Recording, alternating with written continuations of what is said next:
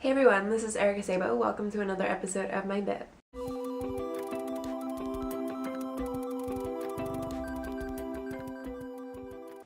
So on today's horror game spotlight, I had a bit of a toss-up. I was talking to friends a couple days prior about games that I wanted to feature, games I didn't want to feature, and just everything in between. So I think today I'm going to go more for the bizarre route rather than the scary route, although this game can be very disturbing. But I'm going to be talking about a really awesome indie game that came out on the PC in 2008 called Yume Nikki. So in Yume Nikki, you play as a little girl who basically just explores her dream world and explores these different doors and these really obscure worlds in her mind.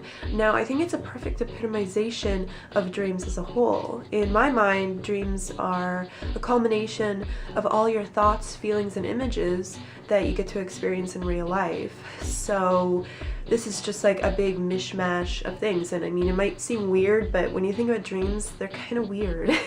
They're kind of weird, and in this case, they're actually really disturbing too. There's actually a lot of symbolism that goes on. There's a lot of references to historical incidences, and there's a lot of references to other games as well. Like, what's interesting about this one is not necessarily those references. If you know the references, it does make it more disturbing, but even if you don't, it's still very strange. It's still very familiar because it's something we've all experienced. Our dreams aren't always going to be this disturbing, this unusual, this scary, but they can be, and it's a bit of a toss-up in whether or not something's going to go right or not. You could have a perfectly amazing day and then you have a nightmare that night. So I like that randomness to it. I like how spontaneous it is. I like how unusual it is. And it's a very cool game, and it's a free game too. So if you do want to try it and you have a PC, then I would definitely recommend it.